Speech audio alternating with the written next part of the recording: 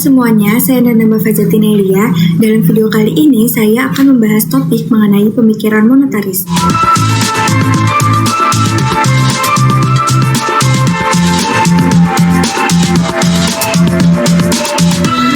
Sebelum memasuki pembahasan pemikiran monetaris, saya akan mengingatkan bahwa ilmu ekonomi sejatinya dimulai sejak era klasik, yang dimana saat itu sudah mulai dikenal konsep sederhana hubungan supply and demand dan perekonomian sebagai suatu sistem dengan hukum dan tata caranya sendiri.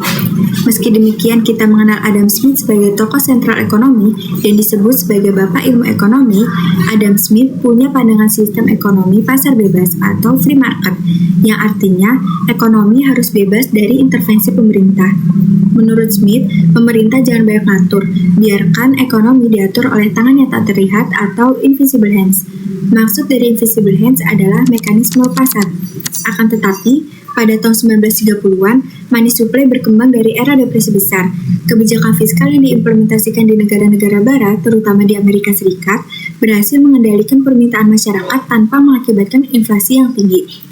Namun, di tahun 50-60-an, meskipun kebijakan fiskal tetap diterapkan, dunia menghadapi masalah baru, yaitu stagflasi, yang dimana inflasi tinggi bersamaan dengan tingkat pengangguran yang juga tinggi.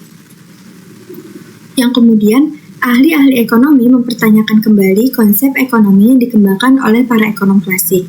Seorang ekonom dari Inggris bernama John Maynard Keynes punya gagasan yang menekankan pentingnya intervensi pemerintah lewat belanja publik untuk menyeimbangkan kembali kondisi perekonomian pada saat itu. Gagasan Keynes tersebut menjadi tanda kelahiran teori makroekonomi. Di sini, peran pemerintah diperlukan dalam menyeimbangkan perekonomian melalui variabel-variabel ekonomi secara menyeluruh. Tapi pandangan lain muncul dari ahli ekonomi bernama Milton Friedman dari Chicago University. Milton Friedman adalah ekonom pemenang Nobel yang dikenal dengan teorinya tentang monetaris. Ia percaya bahwa pengendalian suplai uang adalah kunci untuk menjaga stabilitas ekonomi. Menurut Friedman, inflasi terjadi ketika banyak uang beredar tanpa cukup barang dan jasa. Ia menekankan pentingnya moneter yang stabil untuk menghindari fluktuasi ekonomi yang merugikan. Telah berkembang suatu aliran pemikiran di dalam makroekonomi yang dikenal sebagai aliran monetaris. Para ekonom dari aliran monetaris ini menyerang pandangan dari aliran Keynes, terutama pada tahun 1970-an, sebagai reaksi terhadap ketidakberhasilan ajaran Keynes dalam menyelesaikan masalah-masalah ekonomi. Sekarang monetaris didasarkan pada sesuatu yang disebut teori kuantitas uang atau the quantity theory of money, yang artinya di dalam jangka panjang jumlah uang beredar lebih mempengaruhi tingkat harga atau inflasi, sedangkan di dalam jangka pendek perubahan jumlah uang beredar dapat mempengaruhi output dan kesempatan kerja. Jadi ada dua bahaya potensial dalam monetaris, yaitu inflasi yang terlalu tinggi dan inflasi yang terlalu rendah. Mari kita bahas terlebih dahulu tentang inflasi yang terlalu tinggi. Pada tahun 1970-an, tingkat inflasi di Amerika Serikat meningkat tajam dan terjadi antrian panjang mobil di sebuah pom bensin, dan setiap orang hanya boleh membeli bensin maksimalnya $3. Ini menunjukkan kekurangan pasokan bensin atau parahnya kelangkaan bahan bakar pada saat itu. Pasokan bensin jadi sangat terbatas, harga minyak naik tajam dan terjadilah panik buying, dan mencapai puncaknya sekitar 14% pada tahun 1980. Kenaikan ini sebagian besar disebabkan oleh kebijakan moneter yang longgar, yang dimana Federal Reserve meningkatkan jumlah uang beredar secara signifikan.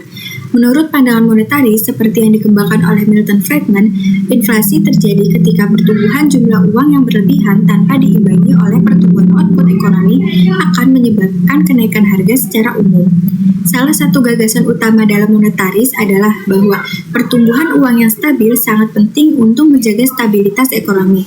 Jika jumlah uang beredar tumbuh secara berlebihan, akan menyebabkan inflasi. Sebaliknya, di sisi lain, jika pertumbuhannya terlalu lambat, yang berarti tingkat inflasi harga yang terlalu rendah, bisa menyebabkan resesi atau deflasi. Menurut Milton Friedman, intervensi pemerintah hanya membuat ekonomi jadi tidak efisien. Kebijakan fiskal yang aktif seperti yang diajarkan oleh Keynes dianggap oleh para monetaris sebagai hal yang justru bisa memperburuk keadaan ekonomi. Oleh karena itu, Mereka lebih mendukung kebijakan moneter yang lebih pasif, yang dimana satu-satunya intervensi yang boleh dilakukan pemerintah hanyalah terkait kebijakan moneter untuk mengatur jumlah uang yang beredar dalam perekonomian. Inilah yang menjadi fokus utama dalam aliran pemikiran monetaris. Kaum monetaris seperti aliran klasik meyakini bahwa harga dan upah bersifat fleksibel, sehingga perekonomian akan kembali seimbang dalam jangka panjang. Jadi, jumlah uang yang beredar bukan hanya mempengaruhi inflasi, tetapi juga pertumbuhan ekonomi dan stabilitas harga yang menjadi dasar bagi kebijakan ekonomi yang kita jalani.